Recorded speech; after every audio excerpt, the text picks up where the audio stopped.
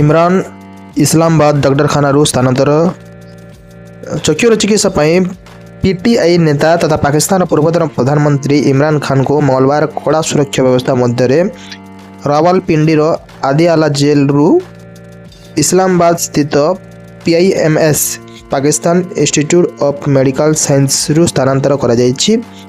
ପିଆଇଏମଏସ୍ ଭର୍ତ୍ତି ପରେ ଚକ୍ଷୁ ବିଶେଷଜ୍ଞମାନେ ଇମ୍ରାନଙ୍କୁ ଡାହାଣ ପଟ ଆଖିରେ ଇଣ୍ଟ୍ରାଭିଟ୍ରିଆଲ ଆଣ୍ଟି ଭିଜିଏଫ୍ ଇଞ୍ଜେକ୍ସନ ଦେଇଛନ୍ତି। ଏହା ରେଟିନାରେ ଘଟିଥିବା କ୍ଷତିକୁ ସୁଧାରିବା ସହିତ ଦୃଷ୍ଟି ଶକ୍ତି ଫେରାଇ ଆଣିଥାଏ। ପିଆଇଏମଏସ୍ ପହଞ୍ଚିବା ପରେ ଡାକ୍ତରୀ ଦଳ ପ୍ରଥମେ ଇମ୍ରାନଙ୍କୁ ସ୍ୱାସ୍ଥ୍ୟ ପରୀକ୍ଷା କରି ସବୁକିଛି ସ୍ୱାଭାବିକ ଥିବା ରିପୋର୍ଟ ଦେଇଛନ୍ତି। ସୂଚନାଯୋଗ୍ୟ ଆଦିଆଲା ଜେଲରେ ଥିବାବେଳେ ଇମ୍ରାନଙ୍କ ଡାହାଣ ପଟ ଆଖି 85% ଦୃଷ୍ଟି ଶକ୍ତି ନଷ୍ଟ ହୋଇଥିଲା। ଇମ୍ରାନଙ୍କ ପ୍ରତି ଅବହେଳା କରାଯାଉଥିବା ବୋଲି ତାଙ୍କ ପୁଅ କାସିମ ଖାନ ଅଭିଯୋଗ କରିବା ପରେ ପାକ୍ ସରକାର ଉନ୍ନତ ଚିକିତ୍ସା ପାଇଁ ଇମ୍ରାନଙ୍କୁ ପିଆଇଏମଏସ୍ ଆଣିବାକୁ ବାଧ୍ୟ ହୋଇଛନ୍ତି। ଚିକିତ୍ସା ପରେ ଇମ୍ରାନଙ୍କୁ ପୁଣି ଆଦିଆଲା ଜେଲକୁ ଫେରାଇ ନିଆଯିବ।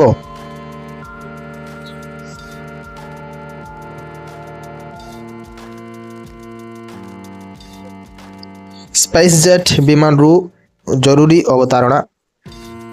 ମଝି ଆକାଶରେ ଇଞ୍ଜିନ୍ ଅକାମୀ ହୋଇପଡ଼ିଥିବାରୁ ସ୍ପାଇସ୍ ଜେଟ୍ ଏୟାରଲାଇନ୍ସ ଏକ ବିମାନ ନୂଆଦିଲ୍ଲୀ ବିମାନ ବନ୍ଦରରେ ଜରୁରୀ ଅବତରଣ କରିଛି। 150 ଯାତ୍ରୀଙ୍କୁ ନେଇ ଉକ୍ତ ବିମାନଟି ମଙ୍ଗଳବାର ନୂଆଦିଲ୍ଲୀରୁ ଲେହ ଯାତ୍ରା କରୁଥିଲା। ଆକାଶକୁ ଉଠିବାର କିଛି ସମୟ ପରେ ବିମାନର ଗୋଟିଏ ଇଞ୍ଜିନ୍ ହଠାତ୍ ଖରାପ ହୋଇଥିଲା। ଅନ୍ୟ ଇଞ୍ଜିନ୍ ସହାୟତାରେ ପାଇଲଟ ବିମାନକୁ ପୁଣି ଦିଲ୍ଲୀ ଫେରାଇ ଆଣିଥିଲେ। ସବୁ ଯାତ୍ରୀଙ୍କୁ ସୁରକ୍ଷିତ ଓହ୍ଲାଇ ଦିଆଯିବା ପରେ ବିମାନ ଇଞ୍ଜିନ୍କୁ ମରାମତି କରାଯାଇଥିଲା। ସୂଚନାଯୋଗ୍ୟ ଗତବର୍ଷ ନଭେମ୍ବରରେ ମୁମ୍ବାଇର କୋଲକାତା ଯାଉଥିବା ସ୍ପାଇସ୍ ଜେଟ୍ ବିମାନର ଗୋଟିଏ ପଟ ଇଞ୍ଜିନ୍ ଅକାମୀ ହୋଇପଡ଼ିଥିଲା। ପାଇଲଟ ଏହାର ଜରୁରୀ ଅବତରଣ କରିଥିବା ବେଳେ ସବୁ ଯାତ୍ରୀ ଓ ବିମାନ କର୍ମଚାରୀ ସୁରକ୍ଷିତ ଓହ୍ଲାଇଥିଲେ।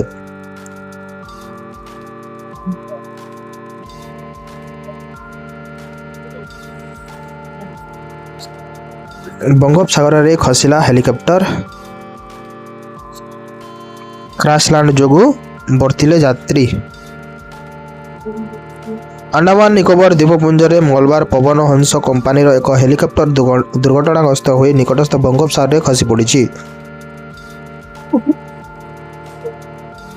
ତେବେ ଉକ୍ତ ହେଲିକପ୍ଟରରେ ଥିବା 7 ଜଣ ଯାତ୍ରୀ ଓ ବିମାନ କର୍ମଚାରୀଙ୍କୁ ସୁରକ୍ଷିତ ଭାବେ ଉଦ୍ଧାର କରାଯାଇଛି।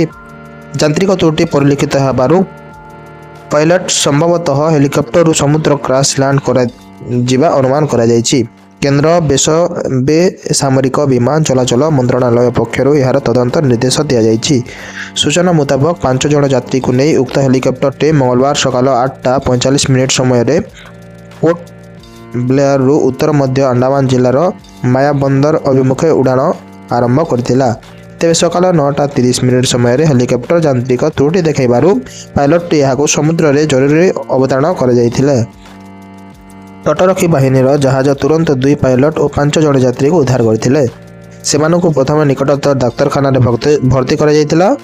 ତେବେ ଏହି ଘଟଣାରେ କେହି ଆହତ ହୋଇନଥିବା କୁହାଯାଇଛି। ପବନ ହଂସ ସରକାରୀ ଉଦ୍ୟୋଗ ଦ୍ୱାରା ପରିଚାଳିତ ଏକ ହେଲିକପ୍ଟର ସଂସ୍ଥା। ଦୁର୍ଗମ ଅଞ୍ଚଳକୁ ବିମାନ ସେବା ଯୋଗାଇବା ହେଉଛି ଏହାର ମୁଖ୍ୟ ଲକ୍ଷ୍ୟ।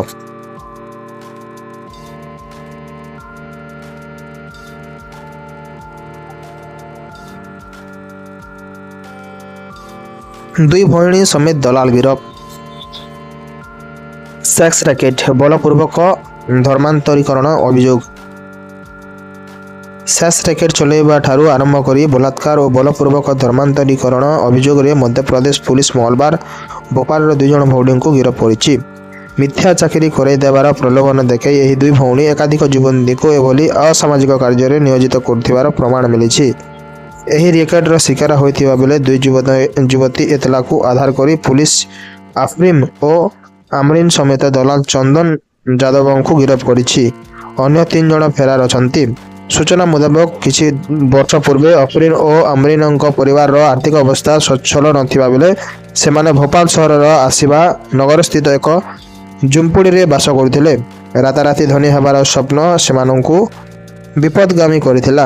ସେମାନେ ବିଭିନ୍ନ ସମୟରେ ଗରିବ ଓ ନିରାଶ୍ରୟ ଯୁବତୀକୁ ଘରୋଇ ଚାକିରିଣୀ ଭାବେ ନିଯୁକ୍ତି କରିବାକୁ ପ୍ରଲୋଭନ କରୁଥିଲେ। ମାଗଣା ଖାଇବା ଓ ରହିବା ସହ ପାରିଶ୍ରମିକ ବାବଦରେ ମାସିକ 10,000 ଟଙ୍କା ମିଳିବ ବୋଲି ସେମାନଙ୍କୁ ପ୍ରତିଶ୍ରୁତି ଦିଆଯାଇଥିଲା। ଏଥିରେ ଆକୃଷ୍ଟ ହୋଇ ଏକାଧିକ ଯୁବତୀ ଦୁଇ ଭଉଣୀଙ୍କ ଜାଲରେ ପଡ଼ିଥିଲେ। ଏଭଳି ନିରାଶ୍ରୟ ଯୁବତୀଙ୍କୁ ଅତ୍ୟାଧୁନିକ ପୋଷାକ ପିନ୍ଧାଇ କ୍ଲବ ପାର୍ଟିକୁ ନିଆଯାଉଥିଲା। ସେଠାରେ ଯୁବତୀଙ୍କୁ ମଦ୍ୟପାନ ଓ ଡ୍ରଗ୍ସ ସେବନ କରାଇବାକୁ ବାଧ୍ୟ କରାଯାଉଥିଲା।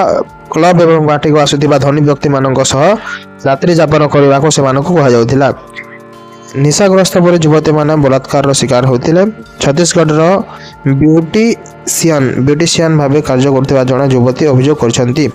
ସେ 2025 ଡିସେମ୍ବରରେ ନିଯୁକ୍ତି ବାହାନାରେ ଅହମ୍ମଦାବାଦ ନିଆଯାଇଥିଲେ। ସେଠାରେ ଅମ୍ରିନଙ୍କ ଜଣେ ସମ୍ପର୍କୀୟ ତାଙ୍କୁ ବଳାତ୍କାର କରିଥିଲେ। ଆଉ ଜଣେ ଯୁବତୀଙ୍କ ଅଭିଯୋଗ ଅନୁଯାୟୀ ଚନ୍ଦନ ଯାଦବ ନିଜକୁ ମୁସଲମାନ ବୋଲି ପରିଚୟ ଦେଇଥିଲେ। ତୁମେ ଯଦି ଇସଲାମ ଧର୍ମ ଗ୍ରହଣ କରିବ ତେବେ ତୁମକୁ ଏହି ସମ୍ଭ୍ରାନ୍ତ ଓ ଧନୀ ମୁସଲିମ ପରିବାରର ଯୁବକଙ୍କ ସହ ବିବାହ କରାଇଦେବି ବୋଲି ଚନ୍ଦନ ପ୍ରସ୍ତାବ ଦେଇଥିଲେ।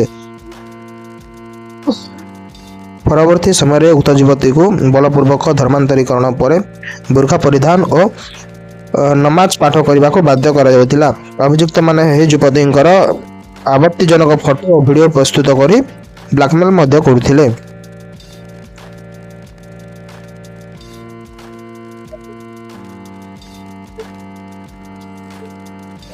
ଆମେରିକାରେ ତୁଷାର ଝଡ଼ ଓ ତାଣ୍ଡବ।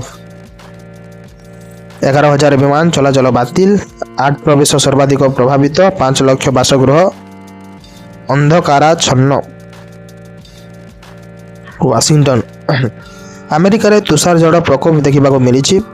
ସୋମବାର ତୁଷାର ଝଡ଼ ଯୋଗୁଁ ଆମେରିକାର 8ଟି ପ୍ରଦେଶରେ ସାଧାରଣ ଜନଜୀବନ ବିପର୍ଯ୍ୟସ୍ତ ହୋଇପଡ଼ିଛି। New York, new jersey, Massachusetts, road island, Connecticut ଆଦି ପ୍ରଦେଶଗୁଡ଼ିକରେ ପ୍ରବଳର ବରଫ ଜମିଥିବା ଦେଖିବାକୁ ମିଳିଛି।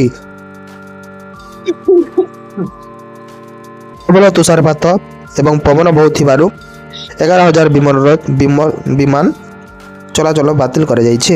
ବିଦ୍ୟୁତ୍ ସରବରାହ ବିଭିନ୍ନ ହୋଇଥିବାରୁ 5 ଲକ୍ଷ ବାସଗୃହ ଅନ୍ଧାର ହୋଇପଡ଼ିଛି।